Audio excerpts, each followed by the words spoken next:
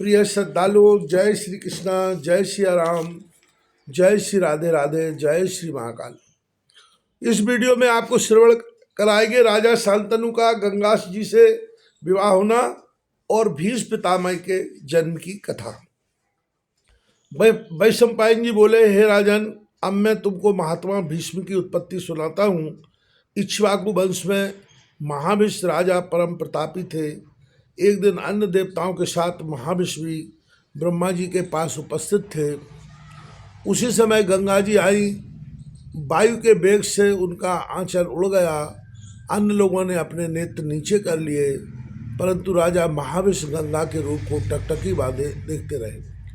उनकी यह धृष्टता देखकर ब्रह्मा जी ने शाप दिया, हे राजन, तुम मृत्युलोक में गिरो।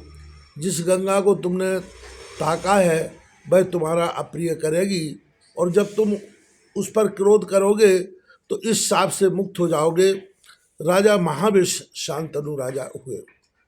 महामुनि वशिष्ठ जी मेरु पर्वत के ऊपर तप किया करते थे। उनके पास कामधेनु गाय थी। एक दिन वसु अपनी पत्नियों के सहित उधर आ निकले। उनका मन कामधेनु को देखकर ललचा गया। स्त्रियों ने अपने पतियों से वह गौ प्राप्त करने की प्रार्थना की। वसुओं ने स्त्रियों को समझाया कि कामधेनु प्राप्त होना असंभव है, परंतु जब स्त्रियां जिद पर अड़ गईं तो वसुओं ने कामधेनु को चुरा लिया। जब वशिष्ठ मुनि आश्रम को वापस आए और उन्हें कामधेनु कहीं न दिखी तो उन्हें बड़ा दुख हुआ और उन्होंने तपोबल से यह सब बात जान ली।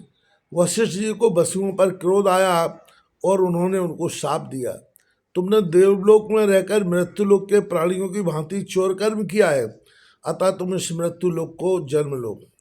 इस शाप से अष्ट वसुओं को बड़ा दुख हुआ।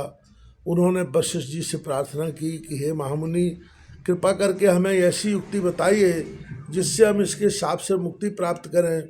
वशिष्ठ जी ने कहा, यदि तुम गंगा जी को इस बात पर राजी कर लो कि वह तुम्हारी माता बनना स्वीकार करें तो तुम्हारी मुक्ति हो सकती है, परंतु धौवसु की मुक्ति फिर भी नहीं होगी, क्योंकि इसी ने मेरी गाय को खोला और चुराया है।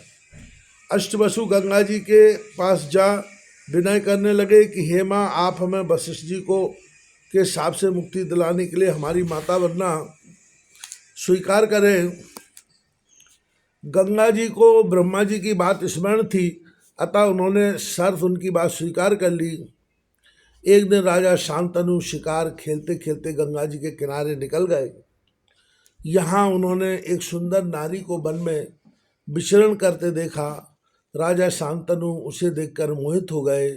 वे उसे अपनी ओर आकर्षित करते हुए बोले, हे सुंदरी, सच बताओ, इतने सुंदर रूप का ऐसे भयानक वन में आने का कारण क्या हो सकता है? गंगा बोली, मैं देवांगना हूँ, जो हमारी इच्छानुसार वचन दे वही हमारा पति हो सकता है।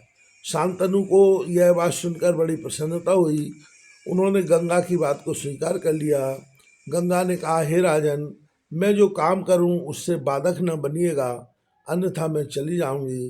राजा ने गंगा जी की इच्छानुसार कार्य करने का वचन दिया और उन्हें अपने घर ले आए।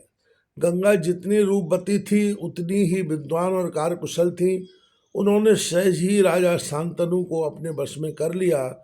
शांतनु के एक एक करके 7 पुत्र हुए और सातों गंगा जी में प्रवाहित कर आई। गंगा जी के इस कार्य से राजा बड़े दुखी हुए, परंतु प्रतिज्ञा के कारण कुछ कह न पाते थे। 7 पुत्र होने पर वे निपुत्र थे। कोई भी उनकी गद्दी का युवराज न था, अतः उन्होंने मन में निश्चय किया कि यदि अब पुत्र हुआ तो उसे मैं बहाने न दूंगा। निश्चित समय पर 8वां पुत्र प्राप्त हुआ, जो पहले 7 पुत्रों से अधिक स्वस्थ एवं सुंदर था। गंगा उसे भी प्रभावित करने ले जाने लगी। राजा शांतनु ने अत्यंत विनम्रता से उस पुत्र के जीवन की रक्षा की भीख मांगी। गंगा ने कहा, राजन, आपने मुझसे विवाह करते समय प्रतिज्ञा की थी कि आप मेरे किसी काम में बाधा न डालेंगे, परंतु आपने अपनी शर्त तोड़ दी। आपको पुत्र का मोह हुआ है, अतः आप अपना पुत्र लें। यह महाबली आपका आज्ञा पालक होगा। राजा ने बहुत चाहा कि गंगा ना जाए, परंतु वह रुकी नहीं। वह जाकर गंगा जी में लय हो गई। राजा ने बड़े प्रेम से उस बालक का पालन किया। जब वह 5 वर्ष का हो गया तो उसे विद्या अध्ययन के लिए महर्षि परशुराम जी के पास भेजा। भृगुपति की कथा से भीष्म ने शीघ्र अस्त्र शस्त्र विद्या सीख ली। वे कुछ काल में ही धनुर्विद्या में पंडित हो गए, जिससे महाराज शांतनु को बड़ा हर्ष हुआ। यह कथा यह बात कहती है कि हमें अपने जीवन को अधिक से अधिक नैतिकवान और धर्ममय बना के रखना चाहिए। अगर हमारा जीवन तनिक भी धर्म से इधर उधर होता है या हम वासनाओं के चक्कर में फंसते हैं तो फिर हमें बड़ा कष्ट उठाना पड़ता है। इसलिए हम जीवन को अत्यंत साफ सुथरा और सुंदर बनाएं।